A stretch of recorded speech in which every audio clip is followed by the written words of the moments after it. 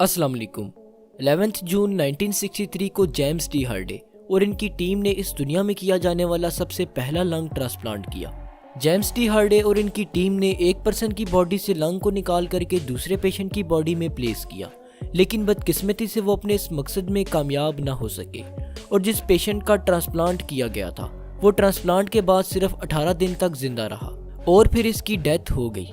अब lung transplant के इस अटेम्प्ट के बाद 1963 से 1981 तक लंग को सक्सेसफुली ट्रांसप्लांट करने की काफ़ी कोशिशें की गई, लेकिन वो कोशिशें कामयाब ना हो पाई।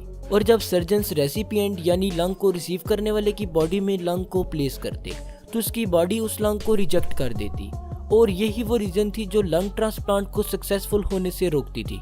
1981 में डॉक्टर ब्रूस रेटिस ने heart lung transplant surgery perform की और खुशकिस्मती से उनकी ये सर्जरी कामयाब हुई और इस दुनिया में पहली बार लंग को सक्सेसफुली ट्रांसप्लांट कर लिया गया था। हार्ट लंग ट्रांसप्लांट उस सर्जिकल प्रोसेस को कहते हैं जिसके दौरान हार्ट और लंग दोनों को ट्रांसप्लांट किया जाता है, जबकि लंग ट्रांसप्लांट उस सर्जिकल प्रोसेस को कहते हैं जिसके दौरान लिविंग डोनर यानी कि लंग को डोनेट करने वाले पर्सन की बॉडी से हेल्दी लंग को निकालकर रेसिपिएंट यानी कि लंग को रिसीव करने वाले पर्सन के डिजीज्ड लंग के साथ रिप्लेस किया जाता है। हेल्दी लंग को डोनेट करने वाला लिविंग पर्सन या डेड पर्सन हो सकता है। कुछ स्पेसिफिक डिजीजेस में रेसिपिएंट का सिर्फ एक लंग ही ट्रांसप्लांट किया जाता है जिसे सिंगल लंग ट्रांसप्लांट कहते हैं। सिस्टिक फाइब्रोसिस जैसी डिजीजेस के दौरान पेशेंट के दोनों लंग्स को रिप्लेस किया जाता है जिसे डबल लंग ट्रांसप्लांट कहा जाता है। अब सवाल ये आता है कि लंग ट्रांसप्लांट को क्यों किया जाता है। जब किसी पर्सन के लंग्स अनहेल्दी या फिर डैमेज हो जाते हैं तो उसकी बॉडी के लिए ऑक्सीजन को हासिल करना काफ़ी मुश्किल हो जाता है और अगर हमारी बॉडी को ऑक्सीजन ना मिल पाए तो फिर हमारा सर्वाइव करना काफ़ी मुश्किल हो जाता है। हमारे लंग्स के डैमेज होने की बहुत सी वजूहात हो सकती हैं, जैसे कि बहुत सी ऐसी डिजीजेस हैं जो हमारे लंग्स को डैमेज करती हैं।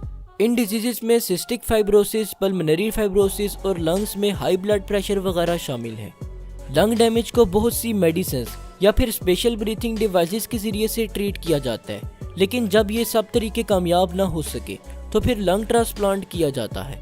लंग ट्रांसप्लांट से पहले डोनर और रेसिपिएंट के बहुत से टेस्ट किए जाते हैं जिनमें chest X ray, CT scan, pulmonary function test, cardiac stress test वगैरह शामिल हैं।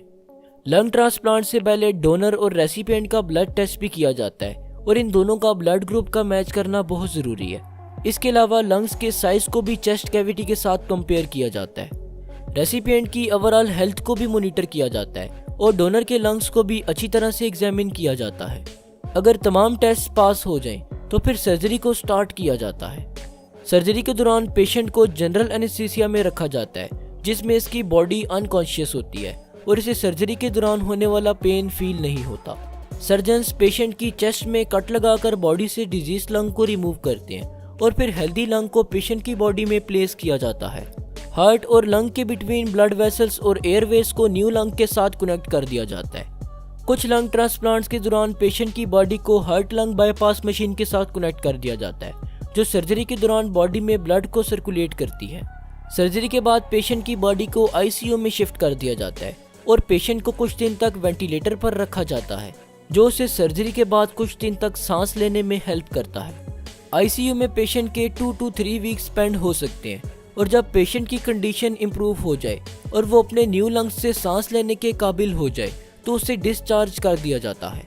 हॉस्पिटल से डिस्चार्ज होने के बाद पेशेंट को 2 to 3 मंथ्स रेगुलर बेसिस पर अपने लंग्स का चेकअप करवाना पड़ता है। लंग ट्रांसप्लांट के बाद सबसे ज़्यादा रिस्क रिजेक्शन का होता है। जैसे कि हम सब जानते हैं कि हमारा इम्यून सिस्टम हमारी बॉडी को फॉरेन पार्टिकल्स से प्रोटेक्ट करता है।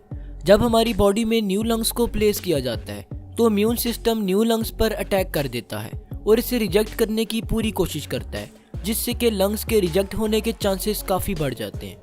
लंग्स रिजेक्शन के चांसेस सर्जरी के बाद ज़्यादा होते हैं और वक्त के साथ साथ कम होते जाते हैं। तो होप सो आज की इस वीडियो से आपने कुछ ना कुछ ज़रूर नया सीखा होगा। अगर आप साइंस और फैक्ट से रिलेटेड वीडियोस देखना चाहते हैं तो हमारे सेकंड चैनल साद खान टीवी को ज़रूर सब्सक्राइब कीजिएगा। शुक्रिया, अल्लाह हाफिज़।